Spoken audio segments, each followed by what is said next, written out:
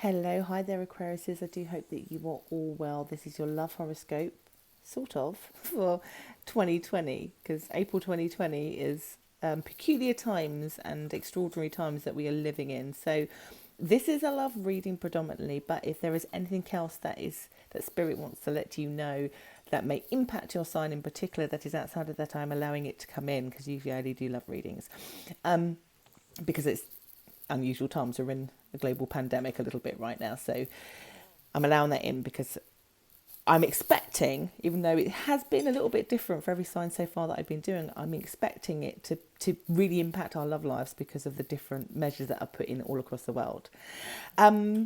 So, if you're watching me for the first time and you're thinking, who is this lady? My name is Bella. Most people know me as Secret Psychic, and I interpret information I get from spirit, so I don't read cards.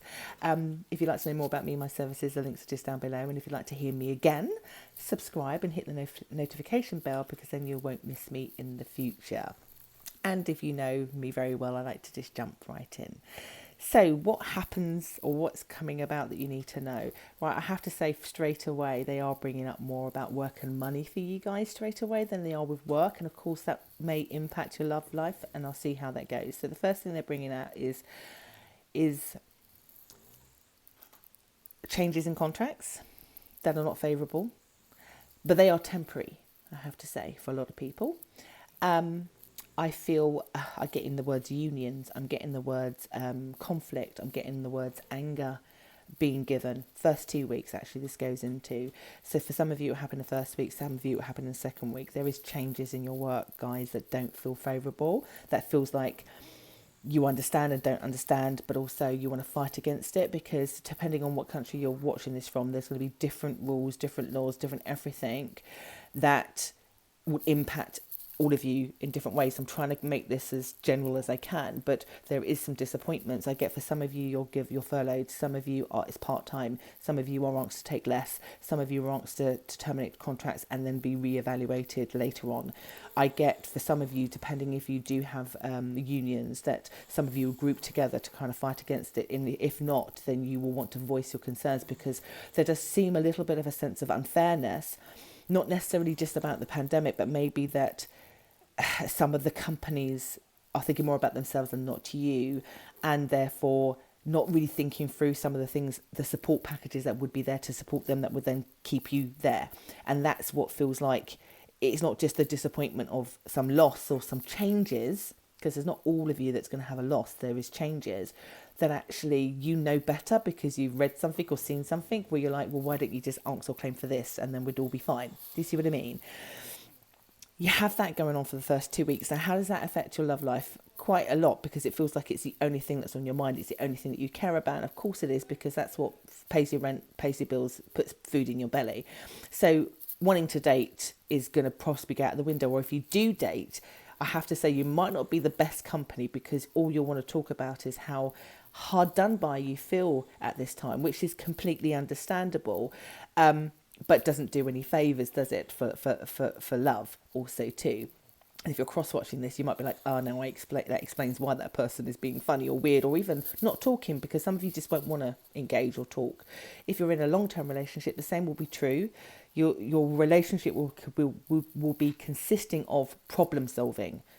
You and your partner trying to solve the problem that you are in or that you're both in, and that being the more dominant factor than lovey-dovey time, if that makes sense. So for the first 2 weeks, that's what's coming out. The third week, you do feel more optimistic or maybe more accepting of the situation, because it's done, or you have taken some action and you're just kind of just waiting now for some results. And I do get for some people, again, union stuff or whatever, you've done some action and now you're just feeling a little bit more at peace. You're just waiting. You're just seeing what will happen. So again, I get some of you looking. Again, I have to say this feels very work orientated for you guys, and I do apologise if you're here for a love reading, but it is what it is, because it's impacting your love life. Some of you will be looking for other opportunities, or looking very closely at the news and statistics to see when this dust and cloud will clear, so that things get better. some of you will be trying to be optimistic in the third week, and I think that's really good for your mental health, considering, again, we live in unusual and stressful times at this time. Again, when it comes to your love life in that third week, that might be when you feel a little bit more like you want to, like you might want to engage, or if you do engage, you engage a bit more positively, or that you're a little bit more with your partner. But other than that, it's just that week, unfortunately, because third week, it slightly dips again a little bit for you. I mean, it's weird because obviously Aquariuses are experiencing the effects of Saturn being in their chart to teach quite harsh lessons that help us to be driven into or manifesting goals by the time Saturn leaves in about 18 months' time.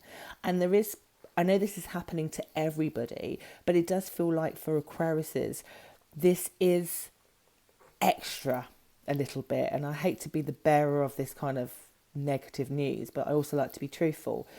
But there is a positive in this right now, even for those of you who have lost a job. It will only be, it's almost like Saturn is there in the background of my spirits a little bit, saying it's there because it will lead you to what you've been hoping for changes. And what I've learnt about Saturn in all these years is that Saturn helps us, but in harsh ways that we don't like, and this happens to be one of those moments. I think what my guides are trying to say is, please know that, albeit this is temporary and feels really dramatic and over the top, going forward for you guys, it only leads to what your what your desires are, what your hopes are. So see the bigger picture, have the focus there, because from this you'll make adaptations and changes and decisions that will lead that way, even if it's been forced upon you. Try to see the bigger picture if you can. As we get into the fourth week, like I said, I feel like it's not as bad as the first 2 weeks, so don't get me wrong, it's not like a hell month where you only get 1 week's break. It's more of a kind of like further acceptance, and also that some of you who try to push some things through with unions, it comes back bad news. There's still no movement, no change, which is partly why I'm seeing the acceptance, but I see the acceptance in a kind of like resigned, kind of disappointed. I'm disappointed. Like I was hopeful, and now I'm disappointed. Now I am, again, this thing with Saturn, I'm now forced to look at what my options are. I'm forced to slightly live my life differently. And again, hence why yours has been so heavily on work and money and finances and stability, basically, that actually in this month, in this moment for Aquarius, your romantic life is not going to give you substance. It might be a little bit of fun, but it's not important, if I'm being honest with you guys, and that is okay. Because I think if you tried, it might just turn out to be a mess, if I'm being honest with you, so why bother a little bit? I hate, if those of you who know me well, I'm slightly annoyingly positive. I hate to leave anything on a negative, and basically my guides have just ended the month. They just said, and that's it. And I was like, thanks guys, leaving me with the burden of telling you that it's difficult. But I don't know if a lot of you will be surprised also too, because we do live in these strange times.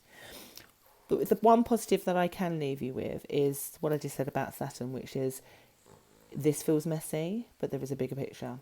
Sit in this moment and reflect on the things that bring you joy, that bring you towards your values, that make you feel happy, that you've been wanting to get. Even if it's in your love life, that you've been wanting to have marriage, children, whatever it is. Know that in this moment, the universe and Saturn is saying this is the seed that helps you to change, to get you towards what you desire. Think of the bigger picture. This moment will pass. On to better times. I really hope that helps, guys. Sorry about that. And I'll be back again next month. Take care.